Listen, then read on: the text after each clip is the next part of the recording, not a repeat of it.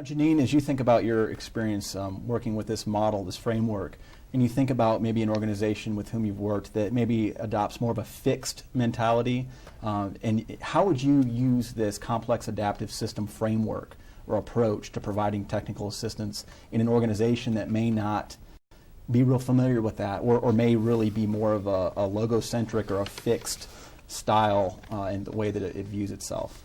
Well, I think any organization or company that has a boxed package, something specific that they want to sell, would be the kind of system or company that you talked about, that's not interested in really building their capacity, but they have something to sell that might produce a good outcome for them. I'm not saying that it wouldn't, but they give them the product, they train them, and then they leave.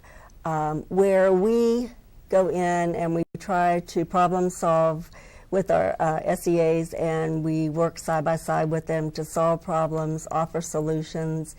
It's more of a formative type of a building, and it's more of, they would have more ownership of what they get. It would be more suited to their needs. And for an example, the teacher evaluation, what one state values in a teacher evaluation system, or the standards that they set for their teachers, might be different from somewhere else. So by customizing and working with an individual state, then we can help them to meet their needs more fully. This sounds a lot like action research. At least it has some semblance of that, where the person is not in a white lab coat, that's standing afar from the phenomena that's being studied, but is actually working with the subjects, working with the phenomena, that is participating, is collaborating. Is that true? That is absolutely true. And initially, when you begin capacity building, what the technical assistance provider does is be more active in the process, even though it's shoulder to shoulder, and would guide and mentor and nurture the knowledge and the skills. But then that relationship would begin to tip in the other direction. By the end of the capacity building segment, the organization member would be more proactive, and just as you described action and research, be able to look at and to diagnose and analyze the information that's in front of him or her in the workplace and come up with solutions. And that's exactly what we would hope that would be the end result of capacity building. One of the things that people talk about a lot is a need for change. And in many cases, change is viewed as a good thing. And I don't know if that's always the case. Change can be either desired change, or a preferred outcome, but it also may not be the most positive thing. How do you ensure that your approach to capacity building helps produce positive change in an organization? Well, the Appalachia Regional Comprehensive Center, in working with state departments of education, actually does a needs assessment alongside the State Department of Education to determine what their needs are. So we're in a very good place in terms of working in a positive way with state departments, because what we do is design the initiatives around the needs that have been identified by the state.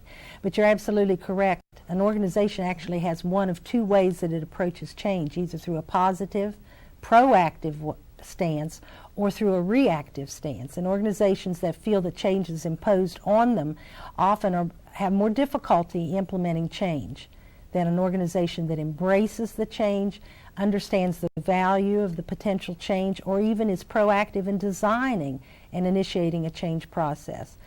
And I think that's what I was hearing, Jeannine, you say when you're talking about how important it is that the client with whom you're working feels a sense of ownership for not only the process of arriving at the solution, but also for the solution itself. Yeah, we found that states really are proud of who they are, and they're all, West Virginia is different from Kentucky, from Virginia, even though they have similarities, but they all have a real sense of pride at their state departments and want their work to be representative of them. And even though they like to collaborate with one another and like to learn from national experts, still they're who they are, and they like to keep that.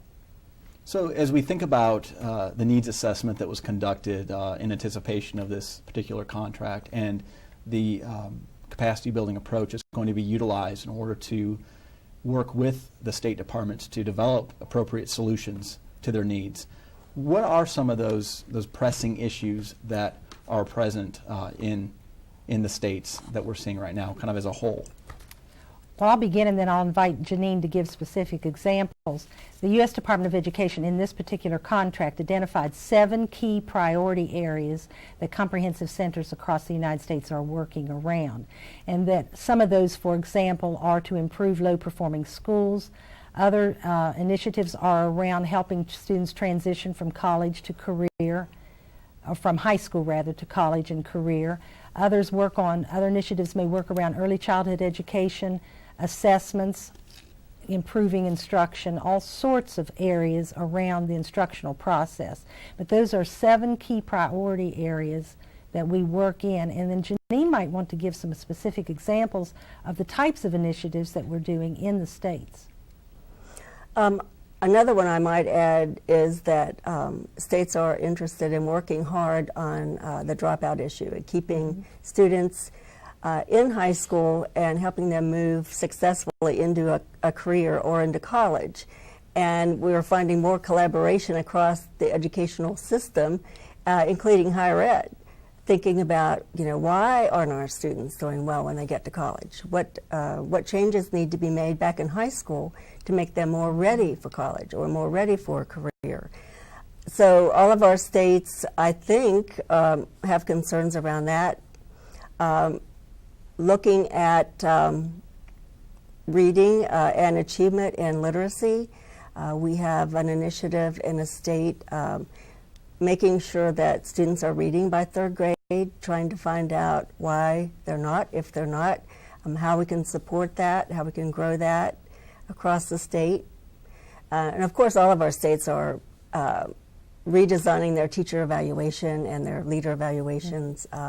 So that has been a big work that we've participated in for the past 3 years, and that continues. As we think about the 7 initiatives that the comprehensive centers are working towards addressing, and we're using this capacity building model within the Appalachia region, how receptive have the states been to this approach? Is it something that they view suspiciously? Is it something that they're embracing at this point? Well, I think all of our states that we're working with are embracing it. They knew that these would be the priority areas because these are the priority areas of the current administration and have been in place for more than 4 years before this contract was completed. So states knew that changes needed to be made in the evaluation system. They knew that new standards needed to be adopted. They knew that improvements in school performance was necessary. So our states were already working in many of these areas, and they're at the place now where they're doing a lot of refinements in the processes and the programs that they've already had in place.